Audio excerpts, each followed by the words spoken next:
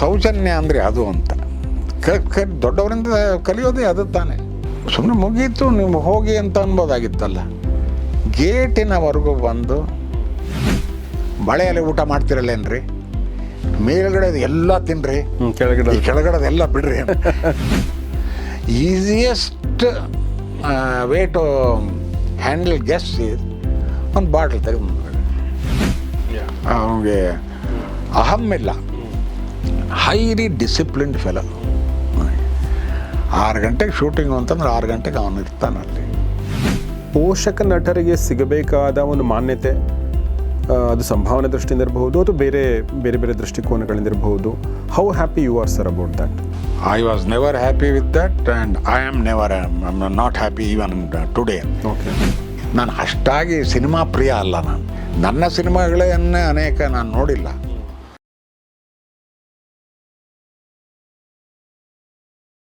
Sir, ಈಗ ನಮ್ಮ ಕನ್ನಡ ಚಿತ್ರರಂಗದ ದೊಡ್ಡ ಹೆಸರುಗಳನ್ನ ತಗೊಂಡ್ರೆ, ಈಗ ಅಣ್ಣ ಅವರು, ಡಾಕ್ಟರ್ ರಾಜ್ಕುಮಾರ್ ಅಥವಾ ವಿಷ್ಣುವರ್ಧನ್ ಅವರು, ಅಂಬರೀಷ್ ಅವರು, ರವಿಚಂದ್ರನ್ ಅವರು ಅಥವಾ ಈ ಶಿವಣ್ಣ ಅದಾದ ನಂತರ ಬಂದಂಥವ್ರು.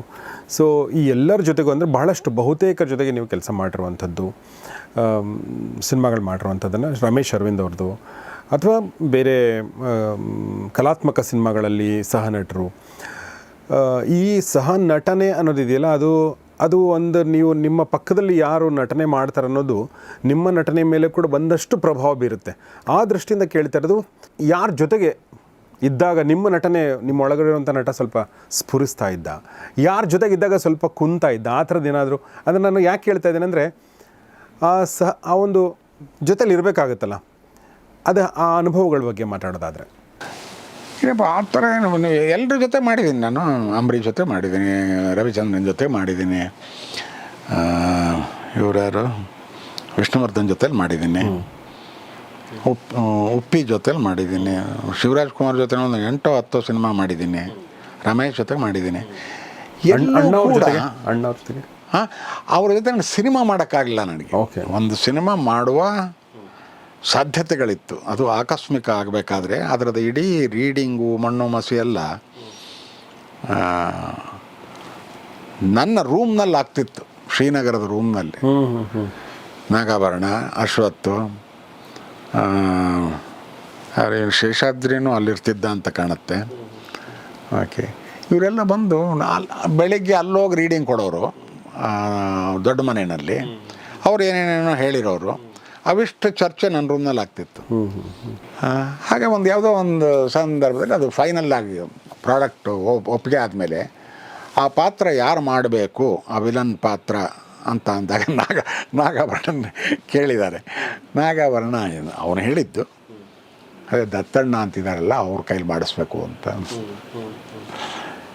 ಒಳ್ಳೆ ನಟರು ಅವರು, ಆದರೂ ವಜ್ರಮುನಿನೇ ಇರಲಿ ಅಂತ ಅಂದು, ಹಾಗಾಗಿ ಅದು ಆ ಪಾತ್ರ ನಾನು ಮಾಡಲಿಲ್ಲ. ಮಾಡಿದರೆ ಅವ್ರ ಜೊತೆಲಿ ಮಾಡ್ಬೋದಾಗಿತ್ತು.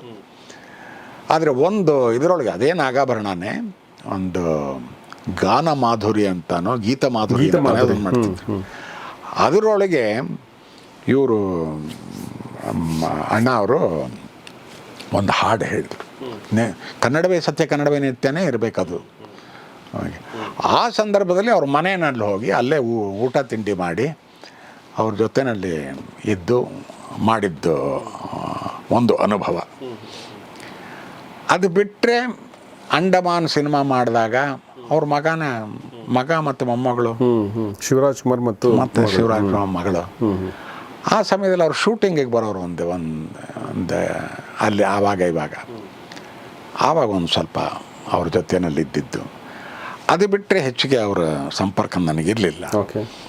ಬಟ್ ಅವರು ಹೋಗೋಕ್ಕಿಂತ ಮುಂಚೆ ಒಂದು 15 ದಿವಸದ ಮುಂಚೆ ನಾನು ನಾಗತಿಹಳ್ಳಿ ಮತ್ತು KMF ಚೇರ್ಮನ್ ಒಬ್ಬಿದ್ದೆ, ಡೈರೆಕ್ಟ್ರು ಪ್ರೇಮ್ನಾಥ್. ಪ್ರೇಮ್, ನಾವು 3 ಜನ ಅವ್ರ ಮನೆಗೆ ಹೋಗಿದ್ವಿ. ಅವ್ರ ಮನೆಯಲ್ಲಿ ತಿಂಡಿ ತಿಂದು ಇದನ್ನು ಮಾಡಿ ಹೊರಗಡೆ. ಸೌಜನ್ಯ ಅಂದರೆ ಅದು ಅಂತ ದೊಡ್ಡವರಿಂದ ಕಲಿಯೋದೇ ಅದು ತಾನೆ. ಆವಾಗ ಸುಮ್ಮನೆ ಮುಗೀತು ನೀವು ಹೋಗಿ ಅಂತ ಅನ್ಬೋದಾಗಿತ್ತಲ್ಲ. ಗೇಟಿನವರೆಗೂ ಬಂದು ಗೇಟ್ ತೆಗೆದು ನಮ್ಮನ್ನು ಬೀಳ್ಕೊಟ್ಟು ಅಲ್ಲಿಂದ ಅಲ್ಲಿ ವಾಕ್ ಮಾಡಬೇಕಾದ್ರೆ I saw his hand shaking. Okay. ಅದೇನು ಯಾರಿಗೂ ಹೇಳಕ್ಕೆ ಹೋಗಲ್ಲ, ನನಗೆ ನೋಡಿದ್ದು ಇದು. ಆಗ ನಾಲ್ಕು ಹೇಳಿದೆ ಅಲ್ಲಿ ಏನೋ ಕೈ ಇದಾಗ್ತಿದೆ ಅಂತ. ಇಲ್ಲ ಸ್ವಲ್ಪ ಏನೋ ತೊಂದರೆ ಇರಬೇಕು ಅವ್ರಿಗೆ ಅಲ್ಲ. ಅಲ್ಲಿಂದ ಸೀದಾ ನಾನು ಆಸ್ಟ್ರೇಲಿಯಾ ಹೊರಟೋದೆ. ಒಂದು ತಿಂಗಳ ಟ್ರಿಪ್ಪು. ಅಲ್ಲಿ ಹೋದಾಗ ಆ 10 ದಿವಸದಲ್ಲೋ ಏನೋ we got this bad news. Okay okay. ಹಾಗಾಗಿ ನಾನು ಅಲ್ಲಿ ಮೆಲ್ಬರ್ನ್ನಲ್ಲೂ ಒಂದು ಇದನ್ನು ಹೇಳಿಕೆ ಕೊಟ್ಟೆ.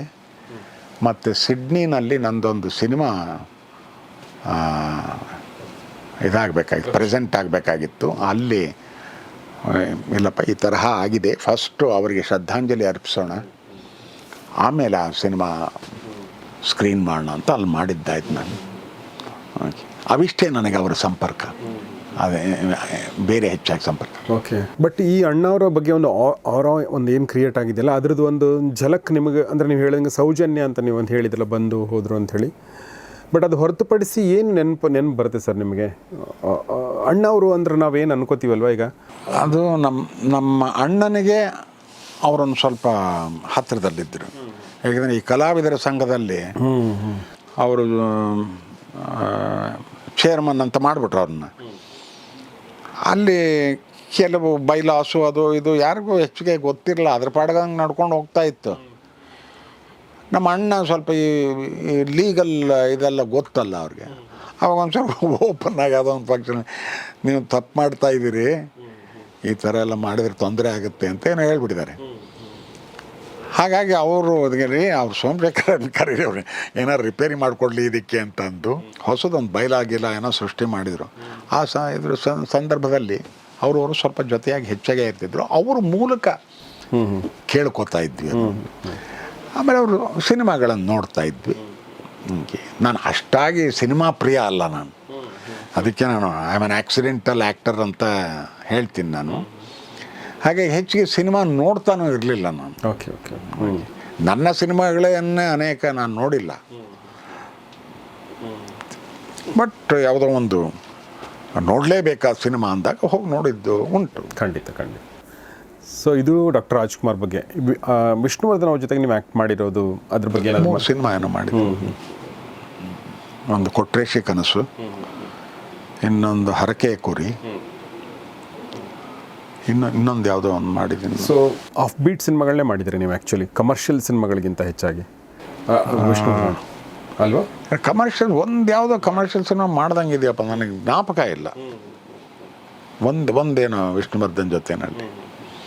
ಓಕೆ. ಸೊ ಅವ್ರ ಒಡನಾಟದ ಬಗ್ಗೆ ಏನಾದರೂ ಹೇಳ್ಬೋದಾ? ಇಲ್ಲ, ನಥಿಂಗ್.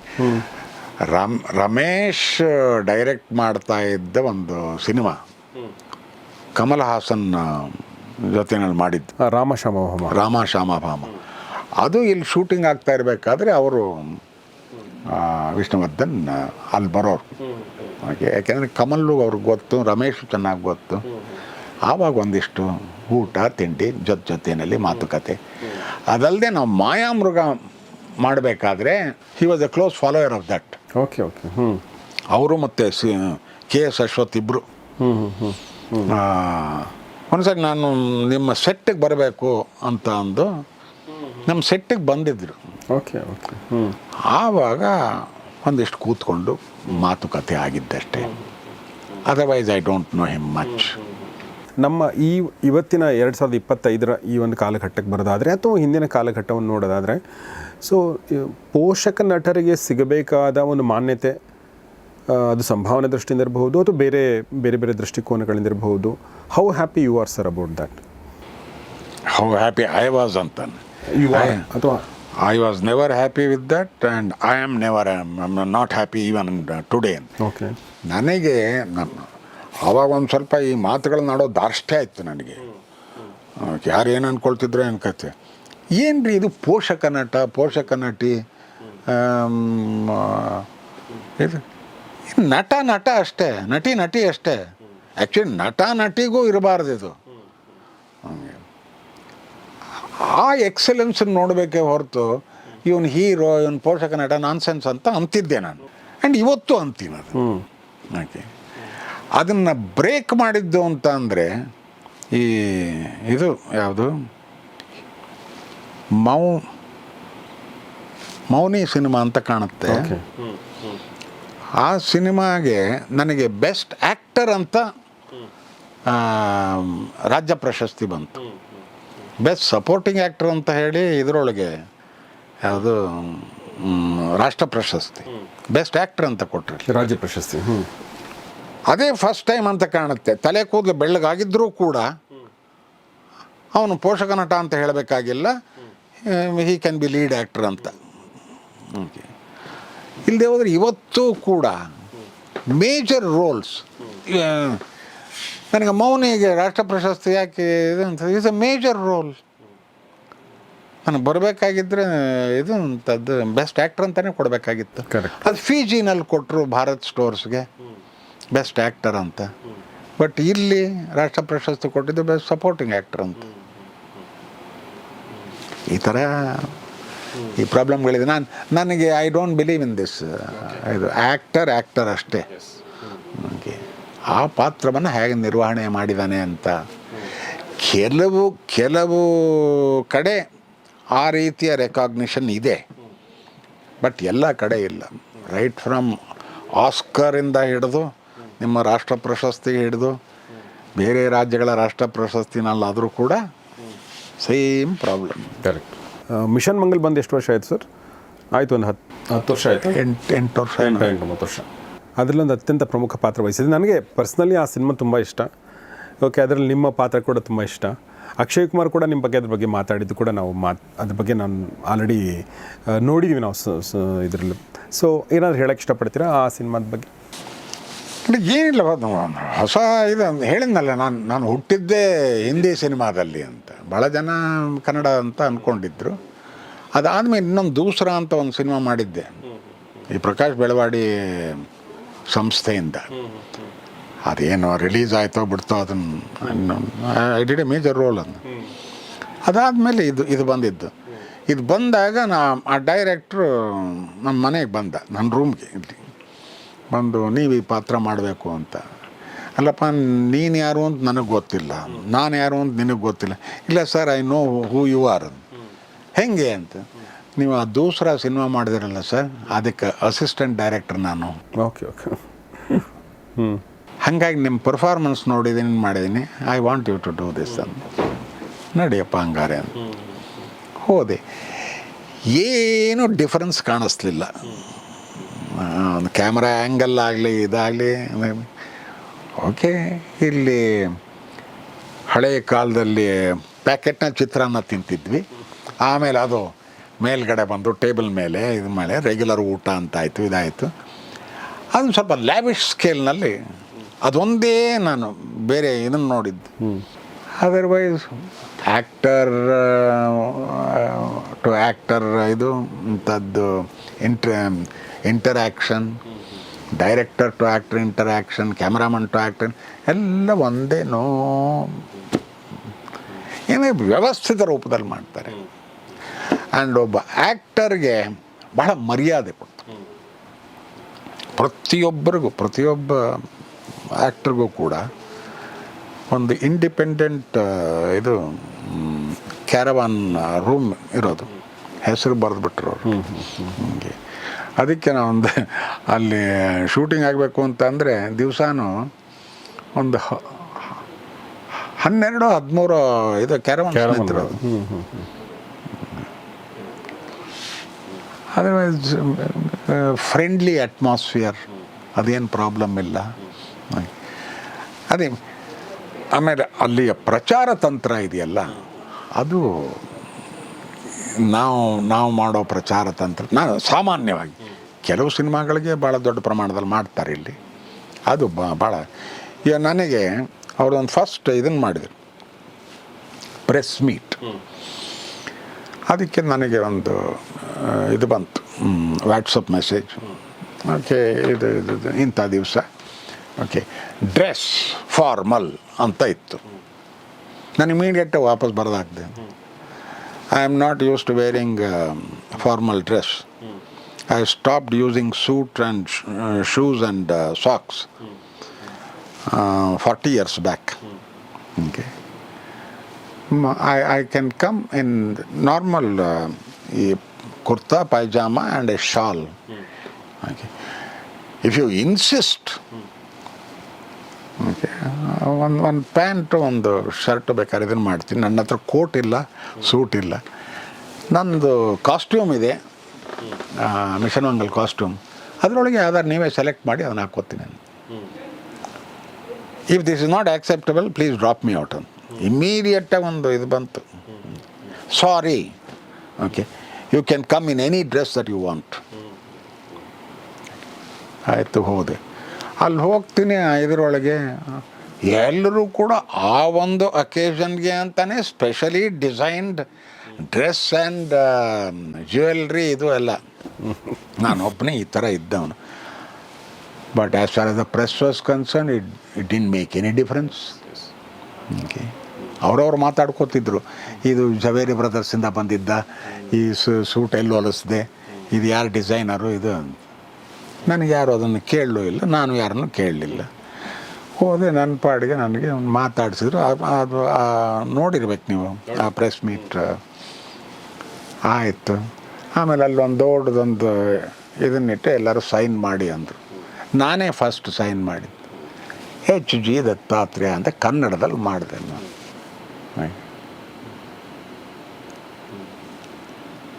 ಅವ್ರು ಕೆಲವ್ರು ಕೇಳಿದ್ರು, ದಿಸ್ ಇಸ್ ಮೈ ಸಿಗ್ನೇಚರ್. ಅಲ್ಲಿ ಇವಳಿದ್ಲು ಯಾರು, ನಿತ್ಯ ಮೆನನ್. ಅವಳುಗಳು, ನೀನು ಕನ್ನಡದಲ್ಲಿ ಮಾಡು, ಹೆಂಗಿದ್ರು ಕನ್ನಡ ಹುಡುಗಿ ನೀನು ಅಂತ. ಆಮೇಲೆ ಏನು ಮಾಡಿದ್ಲ ಬಿಟ್ಲೋ ಇದು ನಾನು ಚೆಕ್ ಮಾಡಲಿಲ್ಲ.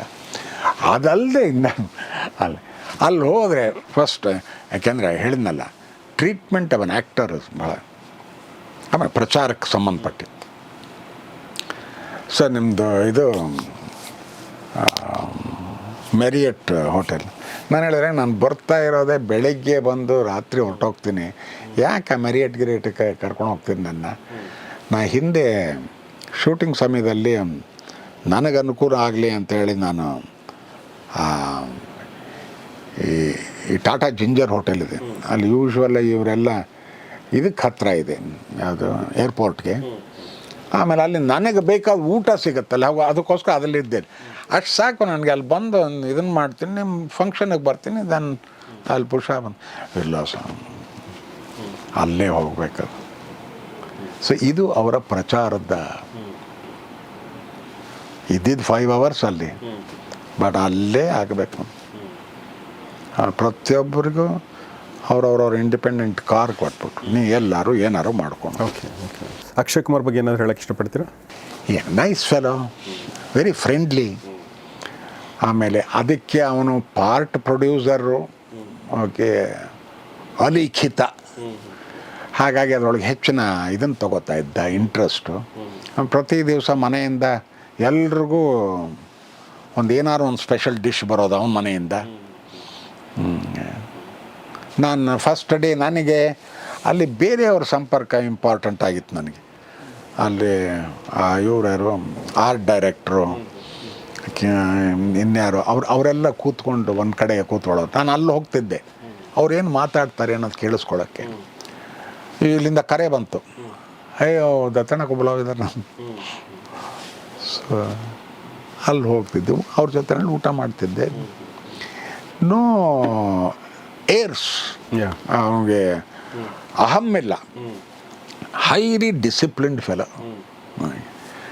6 ಗಂಟೆಗೆ ಶೂಟಿಂಗು ಅಂತಂದ್ರೆ 6 ಗಂಟೆಗೆ ಅವನು ಇರ್ತಾನಲ್ಲಿ. ಅದು ಯಾವುದೋ ಒಂದು ಇದು ಇಂಟರ್ವ್ಯೂನಲ್ಲಿ ಹೇಳ್ದ, ನೀವು ಶಾರುಖ್ ಖಾನ್ ಇಬ್ಬರು ಒಟ್ಟಿಗೆ ಯಾರೂ ಮಾಡೋದಿಲ್ವಲ್ಲ ಅಂತ. ನಾನು ಹೆಂಗಪ್ಪ ಮಾಡಲಿ? ಓಕೆ, ನಾನು ಶೂಟಿಂಗ್ ಬರೋ ಹೊತ್ತಿಗೆ ಅವನು ಮನೆಗೆ ಹೋಗ್ತಿರ್ತಾನೆ, ನಾನು ಮುಗಿಸ್ಬೇಕಾದ್ರೆ ಶೂಟಿಂಗಿಗೆ ಬರ್ತಾನೆ. How can we? ಅವರು ಆ ಡಿಸಿಪ್ಲಿನ್ ನಾನು ಒಗ್ಗಲ್ಲ. ಕರೆಕ್ಟ್. ಸೊ ಅದ್ರ ಬಗ್ಗೆ ತುಂಬ ಅಂದರೆ ಡಿಸಿಪ್ಲಿನ್ ವಿಚಾರದಲ್ಲಿ ಈಸ್ ವೆರಿ ಪರ್ಟಿಕ್ಯುಲರ್. ಆಮೇಲೆ ಆ್ಯಂಡ್ ಇದು ಫಿಸಿಕಲ್ ಶರೀರವನ್ನು ಕಾಪಾಡಿಕೊಳ್ಳೋದ್ರೊಳಗೆ ಅವನು karate specialist. Yes yes. Sir, ನೀವು ನಿಮ್ಮ ಡ್ರೆಸ್ ಬಗ್ಗೆ ಹೇಳಿದ್ರಲ್ಲ, 40 ವರ್ಷಗಳಿಂದ ನಾವು ಜುಬ್ಬ, ಯಾಕೆ ಎನಿ ಪರ್ಟಿಕ್ಯುಲರ್ ರೀಸನ್ ಸರ್? ಇಲ್ಲ, ಅದು ನಾವು 21 ವರ್ಷ ಒಂದು ಕ್ರೂ ಕಟ್, ಇದು ಸಣ್ಣದು ಇಲ್ಲಿ ತನಕ ಅದು. ಆಮೇಲೆ ಏನೇ ಫಂಕ್ಷನ್ ಆದರೂ ಕೂಡ ಒಂದು ಸೂಟು ಇಲ್ಲ ಯೂನಿಫಾರ್ಮ್ ಹಾಕ್ಕೊಂಡು ಎಷ್ಟು ಬೇಜಾರಾಗೋಗಿತ್ತು ಅಂತ ಅಂದರೆ, the first thing after leaving air force I did was long hair. ಹೇಗೆ ಫೆಮಿಲಿಯಾರಿಟಿ ಬ್ರೀಡ್ಸ್ ಕಂಟೆಂಪ್ಟ್ ಅಂತೀವಲ್ಲ, ಅದೇ ರೀತಿ ಅದನ್ನು ಮಾಡಿದೆ. ಆಮೇಲೆ ಶೂಸ್ ಹಾಕೋದು ಬಿಟ್ಟೆ. ಓಕೆ. ಯಾಕಂದರೆ ಆ್ಯಸ್ ಇಟ್ ಈಸ್ ನನಗೆ ಸ್ವಲ್ಪ ಫ್ಲ್ಯಾಟ್ ಫುಟ್ ಇದೆ, ಆ ಶೂ ಹಾಕಿದ್ರೆ ಸ್ವಲ್ಪ ಬರ್ನಿಂಗ್ ಫುಟ್ ಅದನ್ನು ಬಿಟ್ಟೆ.